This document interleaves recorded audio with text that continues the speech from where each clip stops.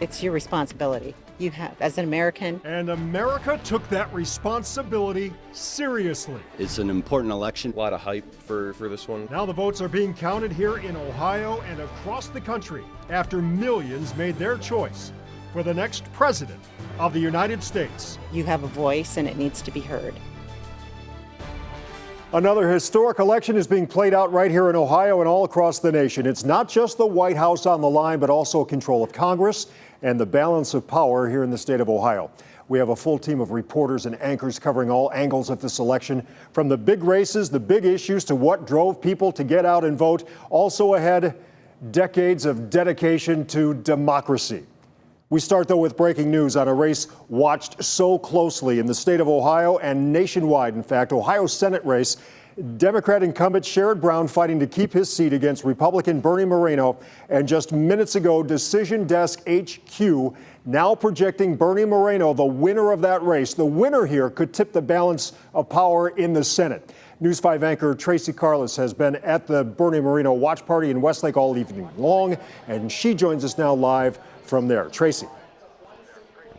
Hey, Rob. Yeah, a very happy and excited crowd as they have watched the numbers come in throughout the evening here at this Republican watch party. And as you mentioned, the DDHQ is projecting Bernie Moreno the winner in this race. This Senate race that has been the most expensive and one of the most watched because of those implications it will have on which party will control the Senate. We've seen several state leaders here tonight, including Attorney General Dave Yost and Lieutenant Governor John Houston.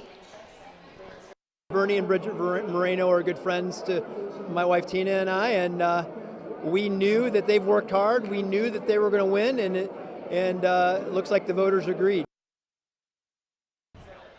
Now, we have not seen Bernie Moreno yet tonight, but we are expecting to see him very soon. And of course, when we do, we'll bring it to you, Rob. And that place will explode in celebration. Tracy, thank you so much. From Westlake, we head to Columbus now. That's where News 5 anchor Tessa DeTiro is at the Ohio Democrats watch party, where Senator Brown is watching those results come in. Tessa. Rob, different mood here tonight as the winner has been projected as Bernie Moreno. The crowd behind me has really thinned, but there have been some speakers coming out from the Ohio Democratic Party. We're waiting to see if Sherrod Brown will come out this evening. Some chairs were actually set up and some folks are gathering around the stage right now. We haven't seen Sherrod Brown this evening, but we're waiting to see if he'll come out and address this ever-thinning crowd. The mood started to change about an hour and a half ago here, and we really saw the room thin out as those results continued to pour in. If Sherrod Brown comes on the stage, we will come back and show you what he has to say this evening. But we're waiting on that, Rob, right now. We sure are. Tessa, thank you so much. Stay on it.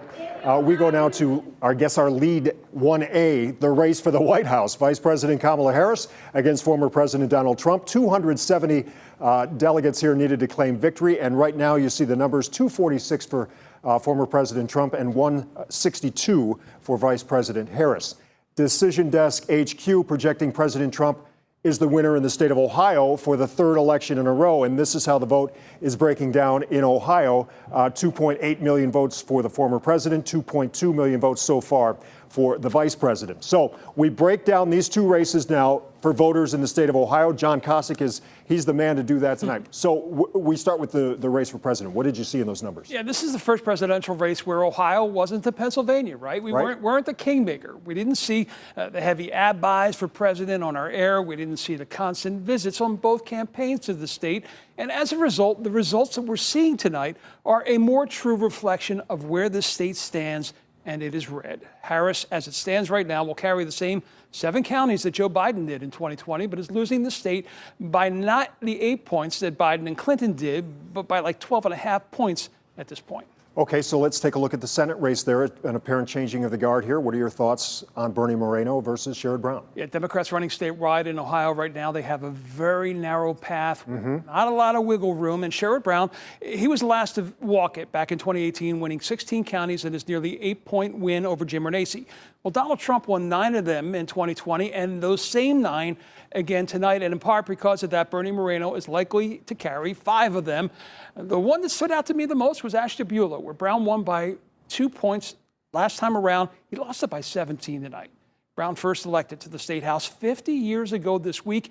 He's been in Washington since 1992, and Ohio was one of only 5 states with a split Senate delegation, 1 Republican, 1 Democrat, and that number's now down to 4, now back to 2 Republicans for the first time since George Voinovich and Mike DeWine. My goodness, you bring up some of these names. It's almost like ancient history. It seems so long ago. All right, now we get to the longest serving woman in the history of Congress, facing quite a challenge for her seat. Yeah, Marcy Kaptur right now is in a fight for her 22nd term in office, facing a challenge from Republican State Rep Derek Merrin.